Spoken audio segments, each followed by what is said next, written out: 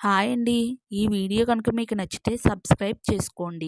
ఈరోజు నేను పిల్లలకి ఎంతో నచ్చే వెజిటేబుల్ పలావ్‌ని ఎలా తయారు చేయాలో చూపిస్తాను రండి. మొదటగా నేను జీడిపప్పులను, బఠానీలను నానబెట్టుకున్నాను.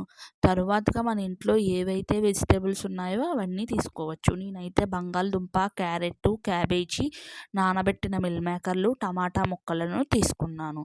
అలాగే ఉల్లిపాయ ముక్కలు, పచ్చిమిరపకాయ ముక్కలు కూడా తీసుకోవాలి.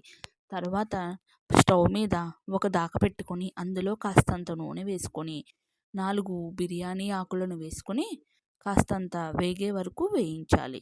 తరువాత అందులోనే యాలక్కాయలు, లవంగాలు, దాల్చిన చెక్క కూడా కచ్చా బిచ్చా తీసుకొని వేసుకోవాలి. ఇలా వేసిన తర్వాత అందులోనే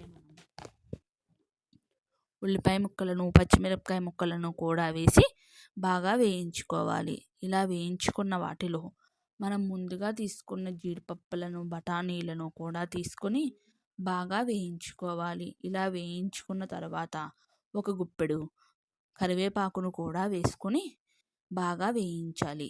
ఇలా వేయించుకున్న తర్వాత అందులోనే మనం ముందుగా గ్రైండ్ చేసి పెట్టుకున్న అల్లం వెల్లుల్లిపాయ పేస్ట్‌ను కూడా వేయాలి.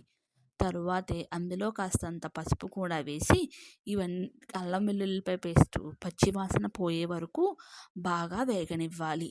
ఇలా వేగిన తరువాత మనం అందులోనే ముందుగా తీసుకున్న కూరగాయ ముక్కలను కూడా వేయాలి. నేను మొదటగా క్యాబేజు, క్యారెట్, బంగాళదుంప వేసి బాగా వేయించుకుంటున్నాను. ఇలా వేయించుకున్న తరువాత ఇందులోనే మనం ముందుగా నానబెట్టుకున్న మిల్ మేకర్లను కూడా వేసి బాగా కలుపుకోవాలి. అందులోనే తరువాత టమాటా ముక్కలను కూడా వేసి బాగా కలుపుకోవాలి. ఇలా పచ్చివాసన పోయే వరకు కలుపుకుంటూ ఉండాలి. ఇలా కలుపుకున్న తరువాత ఇందులో మనం మరలా కాస్త ఒక గుప్పెడు పుదీనా ఆకులను కూడా వేయాలి. ఇలా పుదీనా ఆకులను మరలా కొత్తిమీరని కూడా వేసుకొని బాగా ఫ్రై చేసుకోవాలి. ఇవన్నీ బాగా ఫ్రై అయ్యే వరకు పచ్చివాసన పోయి బాగా ఫ్రై అయ్యే వరకు కూడా 10 నిమిషాలు అలా స్టవ్ మీద పెట్టుకొని బాగా వేయించుకోవాలి. ఇలా వేయించుకున్న తర్వాత ఇందులోనే మనం రుచికి సరిపడినంత ఉప్పును కూడా వేసుకోవాలి.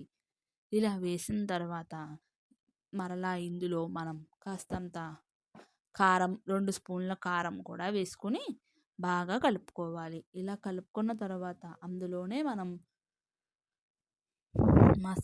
గరం మసాలాను కూడా వేసి బాగా కలుపుకొని మూత పెట్టుకోవాలి. ఇలా మూత పెట్టుకున్న తర్వాత దీనిని తీసుకొని మరలా ఇవి బాగా అటు ఇటు కలుపుకొని అందులోనే మనం బియ్యం వేసుకోవాలి. మీరు ఎంతమందికైతే వండుతారో అన్ని బియ్యం వేసుకోవాలి. నేనైతే ఒక గ్లాసు బియ్యం మాత్రం వేసుకుంటున్నాను.